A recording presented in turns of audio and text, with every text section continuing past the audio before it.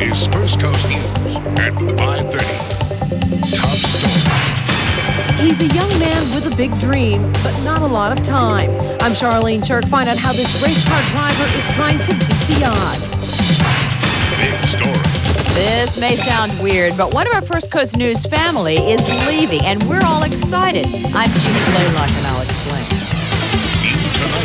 I'm Deanna Finney. The solar flare is disrupting communications among ham radio operators. The news continues with First Coast News at 5:30.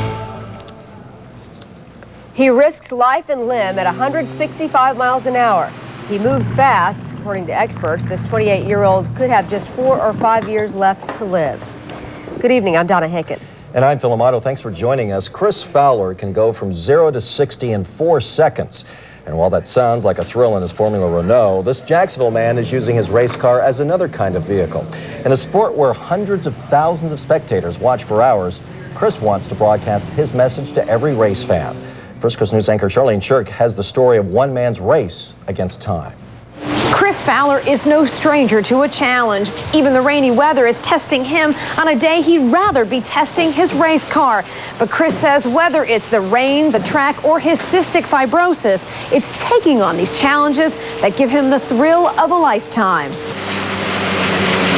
The challenge on the track is to drive fast, but safe.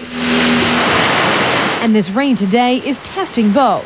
I was only in third gear going, 28-year-old Chris Fowler loves to be tested. It makes you a lot better driver learning in the rain.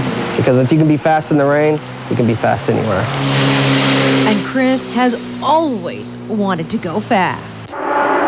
Chris has dreamt of driving down Victory Lane since commandeering his first go-kart. My mom didn't want me to do it because of my health.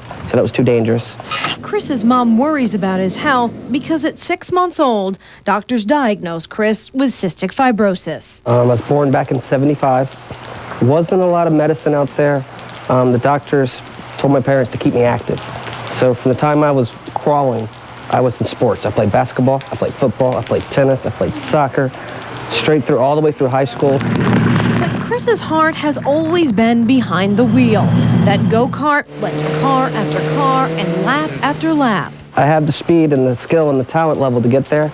The right sponsors, I can get there. Chris knows companies might wonder about backing a driver with a chronic disease, but it's the disease that fuels his determination. Back when I was, 12, 13, 14, the doom and gloom was out there. You're not going to live past 18, 19 years old.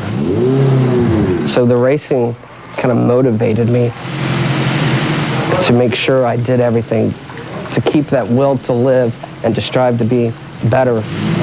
Chris is now striving to reach racing fans and get their help to find a cure so that CF never slows him down. But I want to be around when they have that cure and I can continue to race.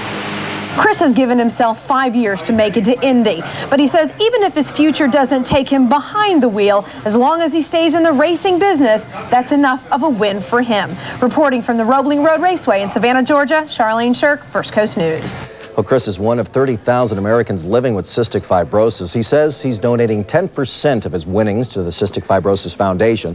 To find out how you can help sponsor him and learn more about CF, you can log on to our website at firstcoastnews.com, and you can find it under the links section.